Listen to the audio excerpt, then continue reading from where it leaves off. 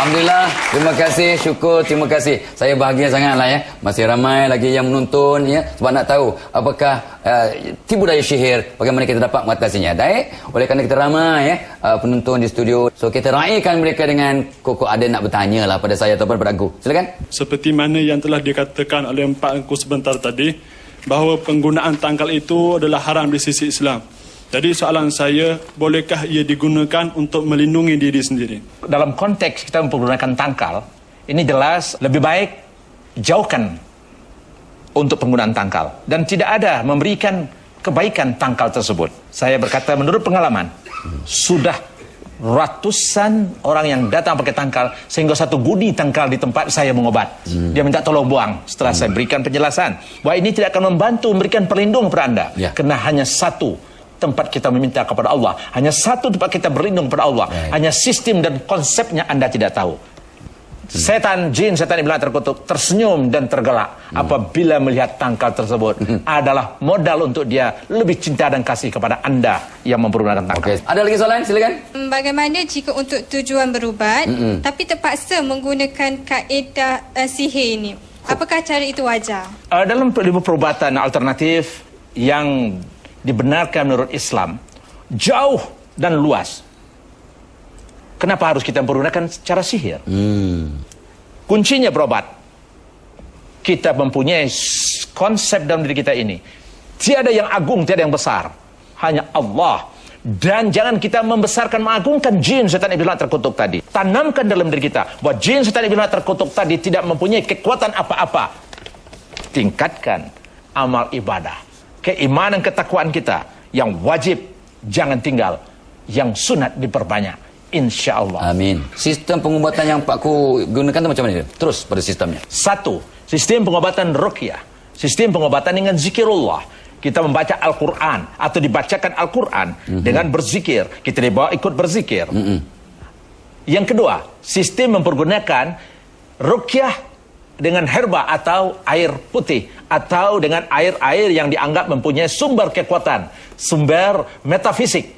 Misalnya seperti air dari Makkah Al-Mukarramah, yaitu Zam-Zam. Dan banyak lagi jenis-jenis air yang sudah diolah, diproses oleh para ustadz-ustadz, yaitu dibacakan ruqyah pada air tersebut, yang diisikan ibaratnya kekuatan metafisik, elektromagnesia, kekuatan gaib, ayat-ayat Allah, nur dan cahaya Allah mengalir ke dalam air tersebut. Atau kombinasikan ruqyah tersebut dengan herba yang boleh memberikan kesembuhan sebagaimana yang sudah pernah dilakukan oleh junjungan Nabi besar Muhammad sallallahu alaihi wasallam. Tapi yang penting sekarang, prevention is better than cure, kata orang tuan kamu saya dah kata. So jadi macam mana kita nak mencegah ni, nak benteng tu macam mana Pak Angku? Untuk membenteng diri kita daripada kejahatan black magic atau sihir, pertama sekali kita hilangkan perasaan was-was. Yang kedua, kita istighfar, bertaubat, minta ampun kepada Allah sebanyak-banyaknya. Yang ketiga, tingkatkan keimanan, ketakwaan, solat kita itu. Terus kita selepas solat, kita baca ayat-ayat suci Al-Quran. Ayat-ayat itu semuanya adalah obat. Ayat Al-Quran itu semuanya sifat. Pilihlah yang mana kita suka. Mana yang mudah. Baca. Dengan tartil, dengan tepat, dengan baik. Dan konsisten. Itu dia. Jangan hari ini baca kena terdesak, besok tidak. Kita sakit minta pada Allah. Bila tak sakit kita lupa dengan Allah. Betul. Maka jin tertawa. Alah kau ni, kata jin, engkau pura-pura aja. Aku keluarlah sekejap. Nanti aku masuk balik. Di sini banyak orang tidak paham. Tanamkan keyakinan tersebut dengan kita konsisten melakukan ibadah-ibadah yang seperti saya katakan tadi. Insya Allah Anda akan terbenteng. Jangan dibenteng dengan tangkal menangkal. Aduh.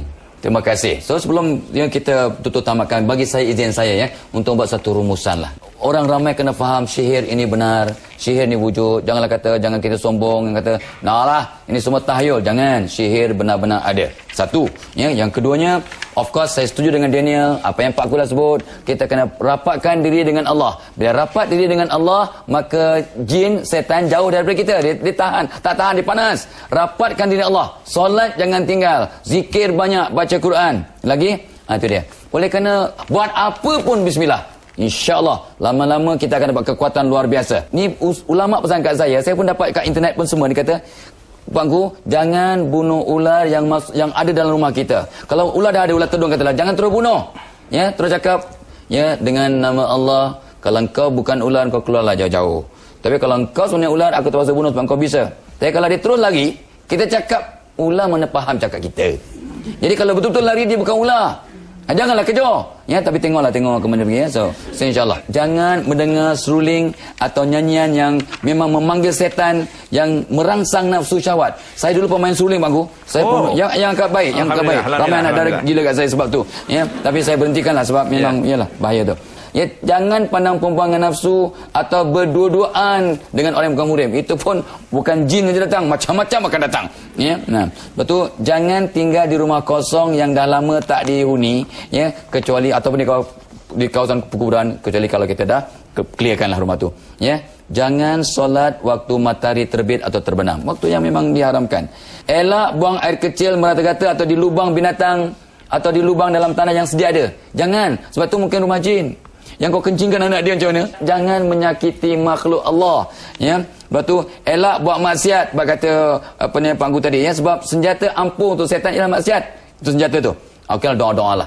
Ayat kursi baca sebelum tidur, bangun tidur, lepas sembahyang 5 kali, nak masuk rumah, keluar rumah 5 kali, 5 tempat. InsyaAllah kita akan jadi ahli ayat kursi. Allah, balik pada Allah. Allah akan lindungi kita daripada sihir dan gangguan jin. 3 kul. Fatihah 3 kul. Empuk tapak tangan, sabu suhu tubuh, insya-Allah asbab. Lepas tu ayat 285 286, ya, amanah rasul, ya. Lepas tu di surah Al-Baqarah. Lepas tu bacalah doa a'udzu bikalimati tammah, ya, min syarri ma khalaq, yang akhirnya bismillahilladzi la yadurru ma'asmihi sya'un fil ardi wala fis sama'i wa huwas samiun alim. So betul kata Pangku, sentiasa berwudu akan dapat kekuatan pelindung. Saya nak kata-kata akhir Pangku. Penyebab orang senang kerana sihir, ya, adalah hasad dengki dari orang yang tidak berpuas hati. Ya. Yang kedua, kesombongan ego seseorang juga mudah terkena sihir. Tetapi orang seperti ini, dia tidak menyedari atau menganggap dirinya tidak boleh kena sihir. Padahal paling mudah jin, setan, iblis, laknat terkutuk memasukinya. InsyaAllah, dengan keyakinan yang penuh dan tidak berbelah bagi, bahwa Al-Quran itu adalah obat penenang jiwa, penerang di kala kegelapan, penawar jika kamu sakit. Maha luas ilmu Allah Azza wa Jalla, semua yang terkandung di dalam Al-Quran dan Sunnah Rasulullah SAW. Carilah para ustadz dan ulama yang arif dan bijaksana, paham dan mengerti tentang rawatan alternatif. So, jangan takut kat sihir, jangan takut kat jin, setan, sebab kita ada Allah, kita ada iman, kita ada amal. Satu. Tetapi kalau ada simptom-simptom yang diterangkan oleh Pangku yang saya juga senaraikan tadi, kalau ada simptom gangguan jin, tolong cari perawat yang betul. Perawat yang bukannya bomoh, tapi ulama, ustaz, orang yang menggunakan Quran, yang semata-mata doa dan sebagainya, herba untuk merawat. Jangan cari yang salah. Dan akhir sekali, ya, untuk kita kena, kata Pak Gu juga, rapatkan diri dengan Allah, maka akan jauhlah sihir dan makhluk lain. So, terima kasih Pak Gu, terima kasih Daniel, dan terima kasih para penonton Satu Negara. So, semoga jumpa lagi. Kita, ya, tegur-menegur, doa-mendoakan, selami jiwa, rawat rohani, perkasa peribadi. Wassalamualaikum warahmatullahi wabarakatuh. Masa kena tu Amir membuat pendahan di kepala sebanyak 3 kali lah. Sekarang dia sudah berumur 7 tahun. Ya, ya. Jadi tahap pembesaran dia tidak sama seperti kanak-kanak yang